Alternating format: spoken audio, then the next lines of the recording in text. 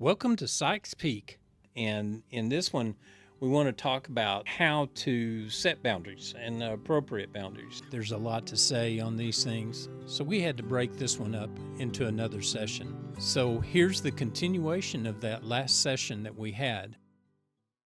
I mean, we can get into the idea and the concept of codependency. Yeah, well, Because that is a sessions to open right. That is codependency is one of those. Is that do as I say, not as I do. But I'm saying do as I do, because what you're doing is you're developing a consistency from your behavior, what you expect your child's behavior to be. Well, I'm being Christ-like, right? Right. Do as I do. Right. There, you asked, how do we implement boundaries? How do we go about that? One of them is I was going to go back to the point of modeling correctly, right, the behaviors we want to instill in our children, and even in other people around us, people who may respect us as members of the community, depending on our positions and where we our professions and connections with people. One of the other things I would say, though, again, going back to that young child level, is gameplay. Playing games with them and interacting. Competition is yeah. And helping them understand, like, well, this game has different rules, and we have to play by the rules, because that's how you know you win. That's how you know you've done a good job, is that you did it by the rules. When you play a game without rules, you're not playing a game. Right. You're just playing. I don't even know that you're playing. Yeah. You're just directly trying to cheat to get the reward. You're just seeking pleasure, that carnal, impulse. There's some people that'll say, that's why we don't keep score at these T-ball games. There's a video on Facebook of little boy, and they're playing T-ball, and little boy hits it off the tee, and he hits a good hit. And it's like the opposing team, there's like 6 kids that jump on the ball. And one kid comes up with the ball and throws it to the kid at first base.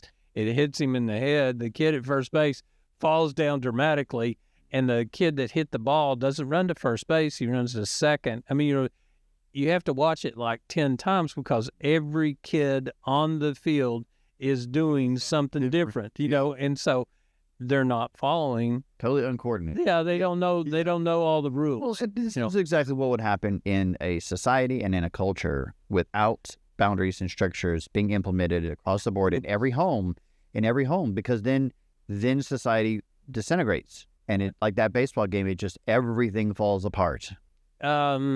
You were talking about driving in Middle Eastern countries. Mm-hmm. Yeah.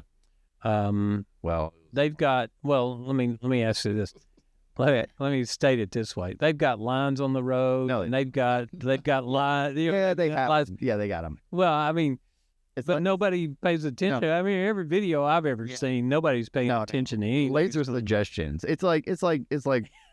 Look, suggestions. It's like those. That's just a red light that says stop. But well, if no one's there, then It's like we were saying earlier with the fireworks. It's like, yeah, we know what they should be, but who wants to line up, and battle it out? If you didn't have if you don't have the rules, then everything is, what do they call those circle, roundabouts? Yeah. Everything's a roundabout. Oh. And you're stuck on the roundabout and you can't get off. I mean, don't even get me started. There were so many in the Middle East. Isn't there one like in Paris that's like 6 lanes or something, 6 or 7 lanes? Oh, yeah, London, they've all got them. Yeah, I don't, too rich for my blood. Oh, you get caught on it. You're stuck on it and you just keep going around and around. Yeah, you could tour probably half of Paris just on that circle. I think that there's the tower again. Hell, I think the Middle East city I lived in, Urban, it had multiple circles, and they all had different names. And I remember it was. You want to talk about chaos, man? It was half times. It might not be turn signals. It was just you'd had to read the car and know where it was going. There were intersections. 4 lanes were 5, maybe 6. It was just how many cars can we squeeze in here? Right. And it was the second that light turned green, hit that horn, and it was chaos. Listen, they don't have crosswalks in the Middle East either. Listen, this is fun. This is fun. You want to talk about living life on the edge, Corona? If you can dodge. Oh my goodness! Look, they have a lot of public transportation, a lot of taxi cabs, a lot of buses, and they do not stop for pedestrians. You want to cross the road, you fit between cars. So they're going down the road, and you're literally the moment they pass, you're stepping out right on their bumper. I mean, you are right on their bumper to go because the cab behind the bus ain't gonna stop. And I remember one time I got so close, I was leaning over a car as it was going in front of me, and its antenna whipped a ball cap off my head. I hit the bit. Listen, that's how close you get sometimes.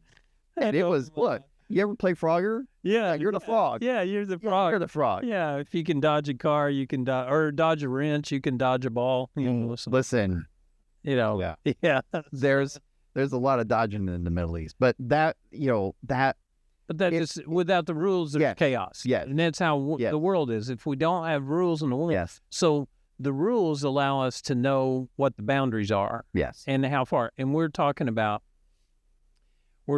physical boundaries within ourselves. We know what our physical limits are to be able to do something. It would not be wise for me to do a marathon at my present state of physical fitness. It would be harsh. I mean, it would be. I know what my physical limits are. Now, my mental limits and my emotional limits, in my mind, I say, well, I can do that. Because I have a level of confidence, in my abilities. Now, I do marathons all the time, like Star Wars marathons. Absolutely. I mean, in my mind, I do marathons. For 2 hours, I'll watch a movie. But buffet. Yeah, there you go. But the idea, though, there's physical limitations. Right. There are certain things that we can do and certain things that we cannot do. But then we recognize that emotionally, there's certain things, it may be you just got out of a relationship. This is probably not a good time to get into another relationship. You need to look back. You need to heal. You need to recognize what you did that created the problem. And you sit back and, well, it wasn't me that created the problem. It was my spouse or the other person. No, you probably have 50% in the mix as well. So there's there's some emotional healing that has to take place and before you get back into another relationship. So you have to understand your emotional limits. What we say, physical limits, emotional limits, psychological limits. I remember my oldest daughter, we went to a place called the Sinks in the Smokies. And it was a place that I grew up throwing my inner tube in and floating down Little River. And it was always, that was just fun for me. Now you jump off these rocks, it's about 20, 25 feet. You jump off this rock and into the river. It's real deep at this one spot. And then you grab your inner tube and you float down because you had to throw your inner tube in before you did it. Well, anyway, I took the kids there, and then when they were in their teens, and I said, it's a great place to go swimming. It was a good experience, and you get to jump off these rocks. So number one, that put a test on who you are and what your moxie is, and that sort of thing. And so my daughter looks at me and she said, Can I do a gainer off of this? That's a gainer where your back's facing the water and you do a backflip off of it. And I looked at her, and she had the cheerleading experience and abilities and skills and stuff like that. Here's this long-legged beauty that is doing a gainer off the back, off this rock face, and she looked at me and she said, "Can I do it?" I said, "Yeah, sure. Knock yourself out." I didn't put the limits on her. I didn't. Right. But she was asking me, what are my, can I do this? Am I able to do this? Not just can I have permission, but, and I looked at her and I said, "Knock yourself out, go for it." She does it often, there are people sitting on the other bank and on the other rocks and stuff, and watching people jump off this cliff. And she does this, backflip. And people on the other side are yelling 10, 10, 10, and she did it. It was beautiful. I got a picture of it. But building that. Oh yeah, and it's just a level of confidence that we have now. Initially for the other two kids, they were like, I don't know if I can do this, and and I just said, do it. Just go and do it. But so understanding your emotional limits, your physical limits, your psychological limits, what are your capabilities? Understanding those kinds of things help you to know and to understand how to set that boundary, and knowing that, knowing the places where you can go, what roads you can ride your bike on. I was driving with Connor this morning to come here, and we were talking about this one intersection, and he said that at 4 o'clock in the afternoon, between 4 and 5, when people are driving down this road, that's crazy. He can barely get across the highway, and it's just a two lane road. He can barely get across this road because there's so much traffic, and in the skills. Yeah, that's right. That's right. But the point is that he knows what his boundary is. He doesn't just run up to it and say, "Well, they'll stop for me as I get there." Right. He gets to the point and he goes, "I got to wait until, till the car." So he's got, and it doesn't stop him. He doesn't get to that point because it's only about a quarter of a mile from his house. Right. He didn't get to that point and go, "Well, I can't get across this road. I'm just going to go back home and give up." So the point I'm making is that you understand what your boundaries are. Sometimes you can step outside that boundary, but you have to do it with a confidence that you know that you can deal with it if something goes wrong when you're on the other side of your boundary. So that's because your personal limitations. I think our next issue, we ought to talk about self-esteem. That'd probably be good, because I think that that's a foundation stone for understanding personal confidence. Yeah. And understanding how much you value yourself. Because if people don't value themselves, they will bust through boundaries. They won't set boundaries for themselves because they don't care what the consequences will be. I was actually going to say that was probably one of my greatest problems in life, was recognizing my limitations.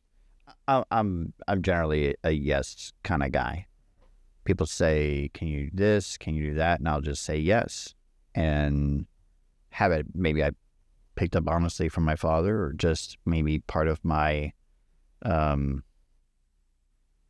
not recognizing that I can't with some things, or not wanting to admit that I can't. But there were times when, hey, you want to get together this weekend? And I had homework or I had other responsibilities, and I would always say yes. I would always say, well, of course, yes, because I couldn't recognize that I had some limitations in one area that would inflict more stress in other areas. And so I just said yes to too many things all the time. I said yes to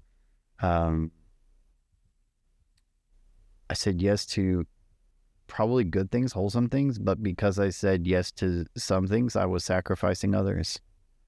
Do you think that travel made a difference in your level of confidence? Oh, absolutely. I was definitely overly confident growing up. You know, when was probably the first time you left home? I mean, really, really left home. Like, Literally left home. yeah. I don't mean like more than a week. Yeah, I'm not talking like you went to camp with some. I'm talking like you were like, I am now self-reliant at this point. This is on me. Well, when I was 20 years old, when I went to college, I cried like a baby that day. Yeah. Because I was leaving home. I mean, I was, and I looked at it and I thought, I'll never be back. I mean, to live at my home. Yeah. I mean, that's how I thought about it because, my thought was I was going away to college. It's something that I thought up to that point there'd be no big deal. I don't know that for me I ever had a singular moment. I think that it was a progression. I think that I settled into it over time with, having to travel to other countries. While my parents were in one, I would travel by myself internationally before the age of 17. Like I was 13 years old, crossing international lines in Europe, just going in and out of customs and going. I mean, I didn't speak the language, looking at signs in airports and going, okay, there's my gate. Like, and you find your way around and you figure out where you're going on your own. And so I think I learned a lot of self-reliance in those small ways, those small instances growing up. I don't think there was this clear moment for me where it was, and now it's all you, Right. Well, that's the reason I set you up with the travel thing, because, the idea of traveling brings about all your wiles, your ability to deal with, and the experiences that you're going to have, and so it goes beyond the Harry Potter, 9.5 kind of thing, because you're stepping on a train, or you're stepping on a plane, or you're stepping on, that you have no idea what's on the other end. Yeah. A quote from Mark Twain. Okay. Says, travel is fatal to prejudice, bigotry, and narrow-mindedness, and many of our people need it sorely on these accounts. Broad, wholesome, charitable views of men and things cannot be acquired by vegetating in one little corner of the earth all of one's lifetime. I mean, it's like you said, before 17, you were 21 countries, I've only been out of the United States a couple of times, and that was to Mexico. I mean, that wasn't even... Never been there. Never been to Mexico? Countries, haven't been to that one. Or Canada. Our neighbors. I haven't been to either one of them. Yeah. Well, see, for me, I vicariously live through my son. Yeah. Because he has traveled to Europe and he's traveled to China, and he's traveled to other parts of the world, and so he's been in 3 or 4 different continents, I think is, but there's some places I just I'd rather just travel here and be okay. Yeah. We did have a trip planned for Israel. To go last month. Yeah. I mean, we'd been planning it from last year, and then October 7th happened. So we didn't get to do it. I think when I went to Israel, it was early 90s. Yeah. Still, I mean, there's a lot of... Look, I've been to Damascus. I've been to Yemen. Yeah. My Sunday school lesson's about Damascus next week. Not fantastic. Not tomorrow, but next week, So best candied dried apricots I've ever had. They are so good. It's awesome. Well, as far as boundaries go, I think that we have to have an understanding of who we are. And so I think our next self-esteem, self-awareness, should be about self-esteem, self-awareness. We'll be talking about those kind of issues next couple of sessions that we have. So it's always good to talk. It's always good to share. And We would love to hear from our listeners. If you'd like to get in contact with us, you can go to our website when we have it. Yeah. Or our emails. Yeah. Or you may know us personally, and you can just send us a text and let us know what you'd like to hear us talk about. But as it is for now, we thank you for listening to us and look forward to seeing you again. Absolutely.